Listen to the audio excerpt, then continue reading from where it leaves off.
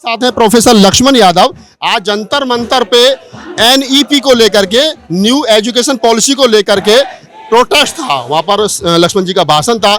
बहुत सारे लोग हैं गांव देहात में रहते हैं जिनको ये मालूम ही नहीं कि नई शिक्षा नीति है क्या। सर, थोड़ा सा अगर आसान शब्दों में बता सको कि शिक्षा नीति 2020 क्या है, ताकि गांव देहात में खेत खलिहान में काम करने वाला SC ST OBC माइनॉरिटी जो बहुजन समाज है वो समझ सके। फिर समस्या क्या है? देखिए, नई शिक्षा नीति को आसान भाषा में एक लाइन में बोला जाए तो पहले स्कूल, कॉलेज और विश्वविद्यालय खोलना, लोगों को शिक्षा देना, गरीब कमजोर मजलूम सब पढ़ सके, निःशुल्क और गुणवत्तापूर्ण शिक्षा मिले, जिससे जीवन बदल सके, लोगों की पीढ़ियां बदलें, आगे बढ़ें, वो सब अब खत्म हो गया है।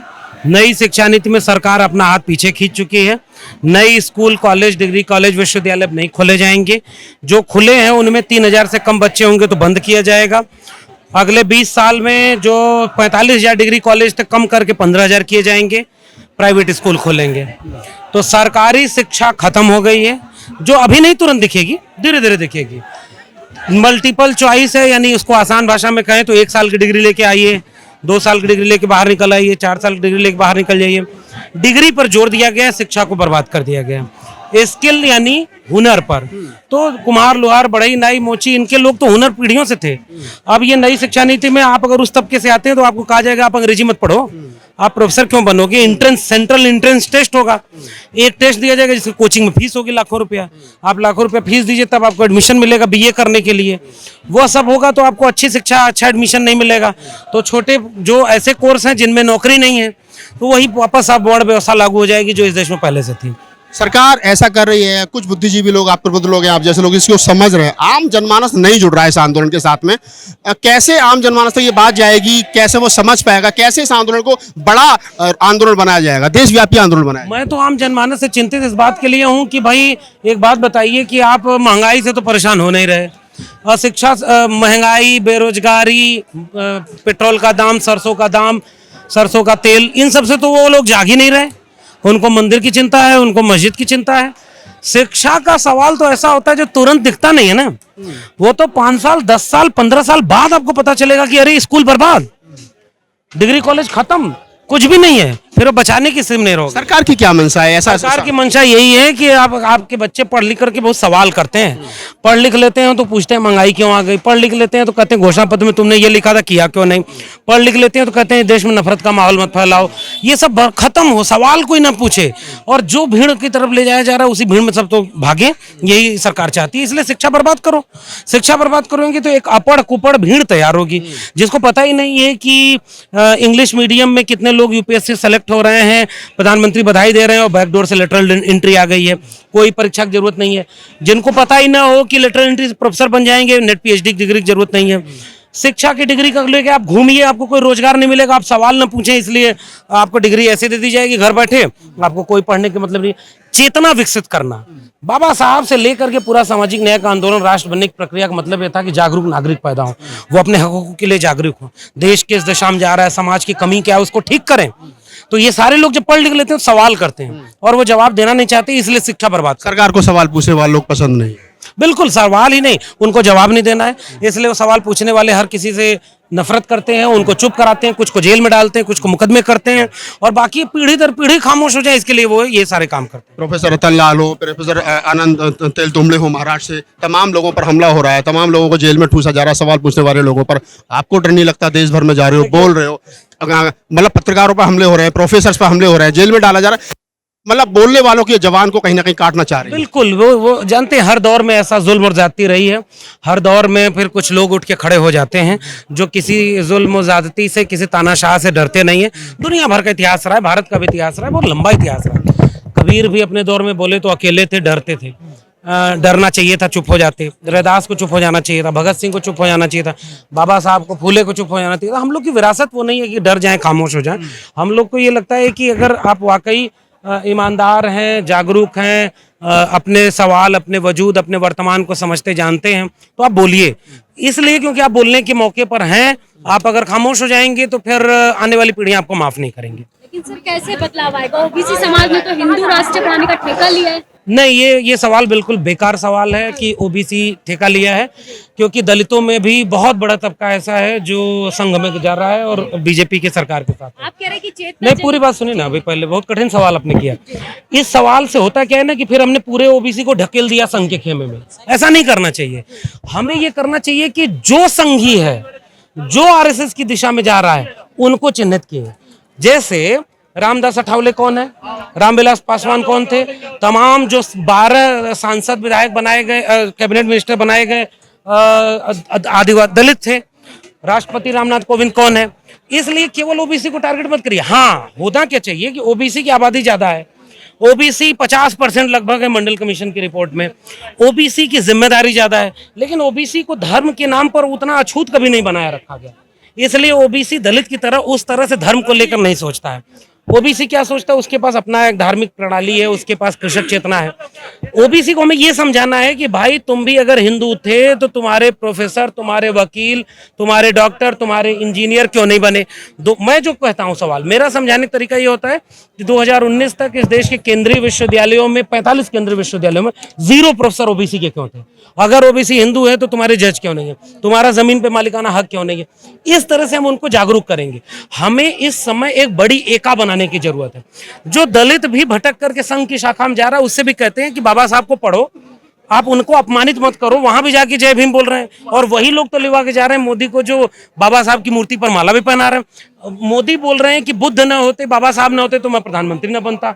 तो इतना बड़ा धोखा तो सामाजिक न्याय को ये सारे लोग दे रहे हैं। हमारा काम ये होना चाहिए कि जो हमारी भूमिका है, लोगों को ये समझाएं कि भाई आप अगर हिंदू बनोगे तो आपको हिंदू मुस्लिम मंदिर मस्जिद इन सब के नाम पर केवल बरगला करके आपके बच्चों का भविष्य बर्बाद कर जाएगा। इसलिए ओबीसी को ये समझाना है कि तुम खुद सोच के देखो ना कि अगर ओबीसी हिंदू है तो प्रोफेसर, डॉक्टर, इंजीनियर, जमीनों का मालिकाना हक क्यों नहीं है। ओबीसी धर्म से उस तरह प्रताड़ित ही नहीं रहा, इसलिए उसको समझाना कठिन होता है। इसलिए वहां पर जो है बात, अच्छा धार्मिक की बात है, कहा जाता है कि तुम छत्री बन गए हैं, तो भाई मगध वंश किसका था, मौर्य वंश किसका था, पाल वंश किसका था, गुर्जर प्रतिहार कौन थे, ये सब शासक लोग थे। तो इसलिए वो अपने को छत्री कहते हैं, जो गुलामगिरी में ज्योतिबा फुले भी कहते हैं, हु और शूद्रा में डॉक्टर अंबेडकर कहते हैं कि ये जो लोग ब्राह्मणों के सामने झुके नहीं, आर्यों के सामने झुके नहीं, उनको उन्होंने शूद्र बनाया। इसलिए हमारी शब्दावली ऐसी हो कि जो नहीं समझ रहा उसको जोड़ने के लिए, उसको अपनी तरफ ले आने के लिए कि भारत का संविधान बचेगा तभी ओबीसी बचेगा, भारत का संविधान बचेगा तभी दलित बचेगा, मंडल कमीशन बचेगा तभी भारत के संविधान का पूर्ण रूप से लागू हो पाएगा। इसलिए शिक्षा की लड़ाई लड़ना जरूरी। इसलिए आज हम यहाँ पे छात्र संसद कर रहे थे कि शिक्षा बचाओ तभी देश बचेगा, तभी दलित, पिछड़े, आदिवासी, पसमानदा, महिलाएं, ये सब जो 90% लोग हैं ना, इन सबको समझाने की जरूरत है। प्रेम से, तर्क से, सूचना देकर के, तथ्य देकर के कि आप अपने हित को पहचानो, अपने बच्चों के भविष्य को पहचानो। ये सरकार आपके बच्चों का भविष्य बर्बाद करके मंदिर मस्जिद के नाम पर आपके बच्चों को दंगाई बना रही है, उसमें सब शामिल हैं। जो नहीं समझेगा उसके बच्चे कल को से माफ नहीं करेंगे। बीजेपी समझा रही है कि स्वर्ग का रास्ता इसी नीति से जाएगा। बीजेपी तो अच्छे दिन भी ला रही थी। बीजेपी कह रही है राम मंदिर बन जाएगा तो सब देश का कल्याण हो जाएगा। बीजेपी कह रही थी कि हम आएंगे, और बीजेपी के लोग जो बीजेपी के समर्थन करते थे कि 35 रुपया लीटर पेट्रोल बिकेगा, हम आ जाएंगे तो चांद पर भी हम बस्ती बनवाएंगे, बहुत कुछ कहा था। पहले उसने सपने बेचा और उसके बाद सपने क्या बेचा, अच्छे दिन लाएंगे। सपने बेचा कि पेट्रोल डीजल कम करेंगे, महिलाओं बहुत हुआ महिलाओं पर अत्याचार, अब की बार उनकी सरकार, बहुत हुआ अन्याय, ये सारी कुछ चीजें उन्होंने बोली। सपने बेचा। जब सपने बेचने में वो एक बार ही नहीं 2 बार कामयाब हो गया तो देश बेचने लगा, और उसने बैंक बेच दिया, रेलवे बेच दिया, उसके बाद जितने भारत की नवरत्न कंपनियां थी, जो इस देश की पूंजी थी, जो इस देश के नागरिकों की पूंजी थी, वो बेच दिया। तो वो जो बेचने वाले लोग हैं वो ये बेच रहे हैं। अब वो बेचता हुआ कोई सवाल न पूछे, कोई ये न पूछ दे कि तुमने घोषणा पत्र में तो कुछ और लिखा था, तुम काम कुछ और कर रहे हो। तुम्हारे लोग कह रहे हैं कि हिंदू राष्ट्र बनने के लिए राम मंदिर जब बन गया है तो काशी और मथुरा भी जाग रहा है। ये वही प्रणाली है जिसमें इस देश के सेकुलर, लिबरल, प्रोग्रेसिव लोग कल को कहते थे कि अटल बिहारी बड़े अच्छे नेता हैं। तो कहते थे ना अटल बिहारी ने कि नुकीली जमीन है, जमीन समतल करनी पड़ेगी। अचानक 19 दिसंबर 1949 में मस्जिद के नीचे मूर्ति प्रकट हो गई, देश मान लिया। गणेश जी दूध पी रहे थे, देश मान लिया। क्या क्या इस देश में हुआ है। आज इस देश में अब फिर से वही राम मंदिर बन गया तो काशी मथुरा क्यों? क्योंकि शिक्षा पर कोई सवाल ना पूछे, स्कूल, डिग्री कॉलेज, विश्वविद्यालय बर्बाद होंगे उसका सवाल ना पूछे। शिक्षा का बजट घटाया जा रहा है, लोगों को 50 साल में बेरोजगारी सबसे ज्यादा हो गई। इस देश के नौजवान सड़कों पर भटक रहे, डिग्रियों की कोई कीमत नहीं रही। जिनकी डिग्रियां फेक थी उन्होंने आपकी डिग्रियों को कूड़ा बना दिया। जो खुद तड़ीपार थे उनका बेटा वो जो है जाकर के बीसीसीआई के चेयरमैन बन रहा है, और कुम्हार, लोहार, बढ़ई, नाई, मोची, मल्ला, निषाद इनके बच्चों को कह रहे हैं कि पीढ़ियों से जो काम कर रहे थे जिसमें आप हुनर है उसी को हम डेवलप करेंगे। यही नई शिक्षा नीति है। बजट घटाओ। एक चुटकुला सुनिए, कभी हंस भी लिया करिए। एक ट्रेन में बच्चा जा रहा था तो सामने वालों को देखकर कहा कि पापा हम मिठाई खाएंगे। तो पिताजी नाराज हो गए, अब ट्रेन में मिठाई कहाँ से आएगी? तो कहा नहीं हम खाएंगे। तो पिता ने कहा कि अच्छा आंख बंद करके सोच लो और मन में खा लो। वो बेटा भी उसी का था, उसने आंख बंद करके खोला, उसके बाद कहा खा लिया। तो पूछा क्या खाए? तो कहा लड्डू खाया। पिता जोर से मारा, कहा मन ही से खाना था तो रसमलाई खाता।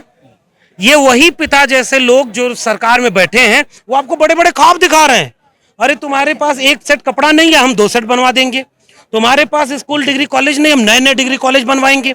तुम्हारे पास देश जो है गर्त में जा रहा है, हम विश्व गुरु बनेंगे। ठेके पर गुरु रखने वाले लोग विश्व गुरु बनने का ख्वाब दिखा रहे हैं।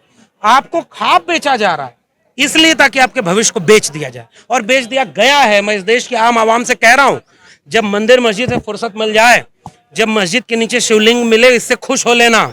जब हिंदू राष्ट्र बनाने के लिए जब त्रिशूल तलवार लेकर के अपने बच्चों को भेज रहे हो, उसके बाद जब शाम को बच्चा घर लौटे, टीवी पर जहर देख करके मन भर जाए, तो बैठ करके एक बार सोचना कि 5 साल बाद तुम्हारा बेटा बेटी कहाँ खड़ा होगा, उसके हाथ में कौन सी डिग्री होगी, उसके हाथ में कौन सी नौकरी होगी, उसके हाथ में कहाँ वो जाएगा। ये मेरा सवाल है, इसलिए मैं इस देश के आम आवाम को समझा रहा हूँ। समझ जाइए इससे पहले कि समझने का मौका भी ना बचे और मजबूरी में आपको मंदिर मस्जिद के नाम पर ही इस्तेमाल होना पड़े। आप ये सब बोल के भारत की आधे से ज्यादा आबादी की भावना आहत कर रहे हैं। हाँ, भावना देखिए, एक बात तो ये नहीं है कि आधे से ज्यादा आबादी, वो लोग बहुत थोड़े से लोग हैं जिनकी नाजुक भावनाएं हैं। मैं क्या कह रहा हूँ, मैं भगत सिंह की बात कर रहा हूँ, मैं डॉक्टर अंबेडकर की बात कर रहा हूँ, मैं पेरियार की बात कर रहा हूँ, मैं ज्योतिबा फूले की बात कर रहा हूँ, मैं गांधी की भी बात कर रहा हूँ। इन सब को किसने छापा? भारत सरकार ने। इन सब की मूर्तियों पर उनके स्मृति दिन और जन्मदिन पर मालाएं कौन पहनाता है? बधाइयां कौन देता है? इस देश के मुख्यमंत्री, प्रधानमंत्री, नेता, विधायक देते हैं। इस देश में इन सारे लोगों के बारे में लोग जाने, इसकी कोशिश कौन करता है? सरकारें करते हैं। वरना सरकारें घोषित कर दें कि गांधी की बात करना राष्ट्रद्रोह है, देशद्रोह है। क्योंकि गांधी ने डॉक्टर अंबेडकर को लिखे आखिरी पत्र में कहा था कि अंबेडकर ने जो किया, उनकी जगह मैं होता तो इससे कड़ी भाषा में करता। अंबेडकर का गुस्सा जायज है, लेकिन गांधी ने कहा अब इम्तिहान इस देश के सवर्णों का है कि वो हिंदू धर्म में सुधार लाते हैं नहीं। सवर्ण जरा जवाब दें, कितना सुधार लाए वो? इस देश में भगत सिंह ने कहा कि मैं नास्तिक हूं, और इस देश को सांप्रदायिक और साम्राज्यवादी ताकतों के हाथों बेचा जा रहा है। विद्यार्थी और राजनीति लेख पड़ी है, अछूत की समस्या लेख पड़ी है। भगत सिंह की बात करना क्या भावनाओं को आहत करना है? फूले, पेरियार की बात करना, फूले ने कहा कि जो है ये गुलामों की गुलामगिरी है। इस देश में धर्म के नाम पर मानसिक रूप से गुलाम बनाया गया। फूले को महाराष्ट्र सरकार और भारत सरकार छापती है। पेरियार ने कहा कि जिसने ईश्वर को बनाया वो बहुत बड़ा धोखा देने वाला व्यक्ति था। पेरियार पर जाकर दक्षिण भारत में एक लाइन बोल के विरोध में दिखा दे और ये कह दे। भारत सरकार के लोगों से, नाजुक भावना समूह से मेरी एक अपील, गुजारिश है, इस देश के आम नागरिकों के लिए एक जो है चार्टर, एक व्हाइट पत्र निकाले, कहे कि इन बातों पर बात करोगे तो मेरी भावनाएं आहत हो जाएंगी, मैं तुम्हें जेल में डाल दूंगा, गोली मरवा दूंगा। इसलिए हम उनसे उस पर बात करना छोड़ देंगे। घोषित तो करो कि किस पर बात करने से भावनाएं आहत हो रही हैं। आखिरी बात, अगर मैं ओबीसी हूं और पेरियार ललई की बात करता हूं, फूले शाहू की बात करता हूं, मंडल कमीशन की बात करता हूं, हिस्सेदारी की बात करता हूं, तो मेरी भावनाओं की कोई कदर नहीं। मैं अगर दलित हूं, जितेंद्र मेघवाल की मूंछ रखने पर हत्या होगी, मैं ये सवाल उठाऊं तो क्या दलितों की कोई भावना नहीं? उनके पास 1% से कम जमीन है, नौकरी 4% से भी कम है। दलितों की कोई भावना नहीं। बस्तर बकसवा के जंगलों में आदिवासी मारे जा रहे हैं, उनकी कोई भावना नहीं। इस देश में छात्रों, नौजवानों, गरीब किसानों की कोई भावना नहीं। इस देश में महिलाएं दिन रात प्रताड़ित हो रही हैं, उन महिलाओं की कोई भावना नहीं। ताकतवर की भावना होती है जो सरकार में बैठा है। जो कमजोर है उसकी कोई भावना की कीमत नहीं। जैसे आपकी जान की कीमत नहीं, आपके बच्चों के भविष्य की कीमत नहीं, वैसे ही आपकी भावना की कोई कीमत नहीं। आप आरएसएस की शाखाओं में जाइए, हाथ उठाकर हिंदू राष्ट्र बनाने की बात करिए। आप कहिए कि मस्जिद के नीचे शिवलिंग है, आपकी भावनाओं की कद्र होगी। आप कहिए कि स्कूल पहले बर्बाद करके देवालय बनाएंगे, आपको राष्ट्रपति प्रधानमंत्री बना दिया जाएगा, वाइस चांसलर बना दिया जाएगा। आप कहिए कि ये देश हिंदू राष्ट्र है, इस देश में कोई दलित पिछड़ा, कोई जातिवाद नहीं, कोई आरक्षण नहीं होगा। भारत का संविधान गलत संविधान है, हम भगवा संविधान ले आएंगे, हम यहाँ संविधान की प्रतियां जलाएंगे, आपको जेल नहीं होगी, आपको कोई गोली नहीं मारेगा। आप संविधान को कुछ भी कर दीजिए, इस देश के नागरिकों का अपमान करिए, इस देश की संपत्ति को लूट लीजिए, कोई आपका कोई जेल में नहीं डालेगा। आप संविधान की बात करेंगे, आप मंडल कमीशन की बात करेंगे, आप शिक्षा रोजगार की बात करेंगे, तो नाजुक भावना आहत समूह आहत होगा। हमें उसकी कोई फिक्र नहीं है, क्योंकि इतिहास जब लिखा जाएगा तो सत्ताधीशों का इतिहास नहीं लिखा जाता। जो सड़क पर लड़ता है, भगत सिंह को हम आज इसलिए पढ़ते हैं, भगत सिंह कभी शासक, डॉक्टर अंबेडकर कभी शासक नहीं बन पाए, वो लोग अपने दौर में हार गए थे, कबीर अपने दौर में हार गए, तथागत बुद्ध कमजोर पड़ गए थे, उनके धर्म को विनाश कर दिया। बुद्धिस्टों की कोई धार्मिक भावना नहीं, तो कबीर, रैदास, फूले, बिरसा, भगत सिंह, डॉक्टर अंबेडकर, राम मनोहर लोहिया, ये लोग जीते हुए लोग नहीं, हारे हुए लोग थे, लेकिन उनका विचार जीतता था, इसलिए हम आज उनकी जमीन पर खड़े हैं। न इनसे डरेंगे, न इनसे खामोश होंगे। भारत का संविधान बचाने के लिए, मंडल कमीशन और शिक्षा रोजगार बचाने के लिए इस आवाज को बुलंद करते रहेंगे, और ताकि आने वाली पीढ़ियों से नजर मिला सके।